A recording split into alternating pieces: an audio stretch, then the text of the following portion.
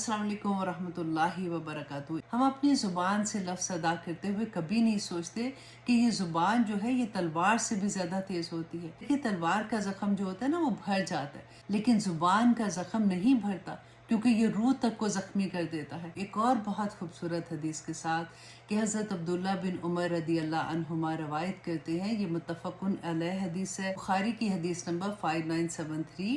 رسول اللہ صلی اللہ علیہ وسلم نے فرمایا، کبیرہ گناہوں میں سے ایک گناہ یہ بھی ہے کہ آدمی اپنے ماں باپ کو گالی دے، اور ایک اور روایت میں آتا ہے کہ سب سے بڑا گناہ یہ ہے کہ آدمی اپنے ماں باپ پر لعنت بھیجے۔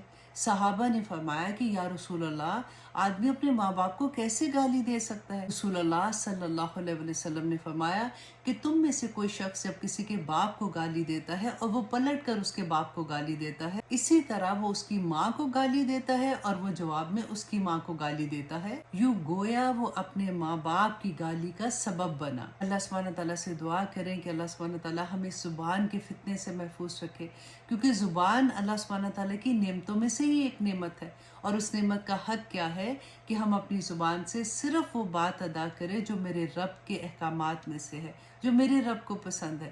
ہم اس امانت میں خیانت نہ کریں کوئی ایسی بات کہتے ہوئے جو اللہ سبحانہ تعالیٰ کی پسندیدہ باتوں میں سے نہیں ہے۔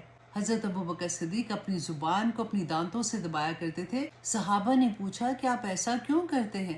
تو حضرت ابوبکر صدیق نے کہا کہ یہ زبان ہی کا فتنہ ہے، اگر اس سے میں بچ گیا تو جنت کا راستہ میرے لیے آسان ہو جائے گا۔ اس لیے ہمیں اپنی زبان سے ایک لفظ بھی ادا کرتے ہوئے یہ سوچنا چاہیے کہ اللہ سبحانہ تعالیٰ نے فرمایا تھا کہ تم زبان سے ایک لفظ ادا نہیں کرتے ہو کہ یہ کرامن کاتبین اس کو اچک لیتے ہیں۔